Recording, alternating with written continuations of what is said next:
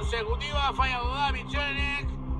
Obradoiro que suma la novena victoria consecutiva. 28 para Obradoiro, que suma y sigue la fiesta en el Fontes Bersal, sigue el crecimiento imparable de este auténtico tren de mercancías.